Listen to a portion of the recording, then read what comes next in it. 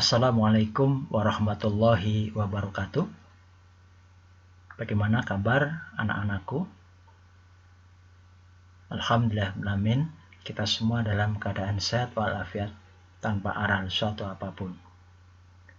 Pada pertemuan hari ini, saya akan menyampaikan materi lanjutan dari bagian ketiga. Dan sekarang kita akan melaksanakan atau melanjutkan materi pada bagian yang keempat, yaitu kedudukan, sistematika, sifat dan fungsi Undang-Undang Dasar Negara Republik Indonesia tahun 1945 dalam sistem hukum nasional. Itu mata pelajaran PPKN SMP untuk kelas 8, kompetensi dasar 3.2. Baiklah anak-anakku, kita akan memulai dari bagian pertama, yaitu kedudukan Undang-Undang Dasar Negara Republik Indonesia tahun 1945. Undang-Undang Dasar Negara Republik Indonesia tahun 1945 menempatkan kedudukan yang tertinggi dalam hierarki peraturan perundang-undangan di Indonesia. Dengan demikian, segala peraturan perundang-undangan di bawah Undang-Undang Dasar Negara Republik Indonesia tahun 1945 harus dilandasi dan berdasarkan Undang-Undang Dasar Negara Republik Indonesia tahun 1945. Kita lihat hierarki peraturan perundang-undangan di negara Republik Indonesia, kemudian di manakah kedudukan atau posisi Undang-Undang Dasar Negara Republik Indonesia tahun 1945. Coba kita perhatikan bersama kedudukan Undang-Undang Dasar Negara Republik Indonesia tahun 1945. Menurut Undang-Undang Republik Indonesia Nomor 12 Tahun 2011 tentang pembentukan peraturan perundang-undangan, kedudukan Undang-Undang Dasar 45 menempati pada hierarki yang paling tinggi. Kita lihat pada piramida yang ada, Undang-Undang Dasar 45 berada pada posisi yang paling tinggi. Kemudian yang kedua, hierarki di bawah setelah Undang-Undang Dasar 1945 adalah ketetapan MPR. Di bawah TAP MPR, yaitu undang-undang atau peraturan pemerintah pengganti undang-undang. Di bawah undang-undang atau Perpu adalah peraturan pemerintah. Kemudian di bawah peraturan pemerintah adalah peraturan presiden. Di bawah peraturan presiden ada peraturan daerah provinsi. Dan yang paling bawah adalah peraturan daerah kabupaten dan atau kota. Ini menggambarkan bahwa kedudukan Undang-Undang Dasar 45 pada posisi yang paling tinggi dalam tertib hukum di negara Republik Indonesia. Kemudian kita teruskan yang kedua, yaitu sistematika Undang-Undang Dasar Negara Republik Indonesia tahun 1945. Yang pertama, pembukaan Undang-Undang Dasar tahun 1945 terdiri dari 4 alinea, baik sebelum amandemen maupun sesudah amandemen, karena pembukaan Undang-Undang Dasar Negara Republik Indonesia tahun 1945 tidak mengalami perubahan. Kemudian yang kedua, pada bagian pasal-pasal. Sebelum perubahan terdiri dari 16 bab, tetapi setelah perubahan atau setelah amandemen terdiri dari 21 bab.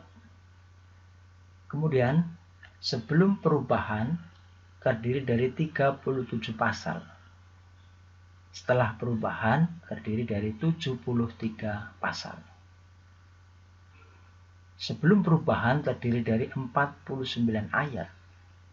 Namun setelah perubahan terdiri dari 170 ayat. Sebelum perubahan memiliki 4 pasal aturan peralihan maksudnya. Setelah perubahan menjadi 3 pasal aturan peralihan. Yang terakhir, sebelum perubahan memiliki 2 ayat aturan tambahan. Setelah perubahan menjadi 2 pasal aturan tambahan. Inilah sistematika yang terdapat dalam Undang-Undang Dasar Negara Republik Indonesia tahun 1945 yang digambarkan perbandingan sebelum dan sesudah amandemen atau perubahan. Kita teruskan. Yang ketiga yaitu sifat Undang-Undang Dasar Negara Republik Indonesia tahun 1945. Undang-Undang Dasar Negara Republik Indonesia tahun 1945 memiliki sifat sebagai berikut. Yang pertama, bersifat tertulis. Maksudnya, Undang-Undang Dasar Negara Republik Indonesia tahun 1945 merupakan suatu peraturan yang tercantum secara jelas dan menjadi sumber hukum yang mengikat seluruh warga negara Indonesia. Yang kedua atau B, Undang-Undang Dasar 45 bersifat singkat, yaitu Undang-Undang Dasar Negara Republik Indonesia tahun 1945 memuat aturan-aturan pokok bagi penyelenggara negara.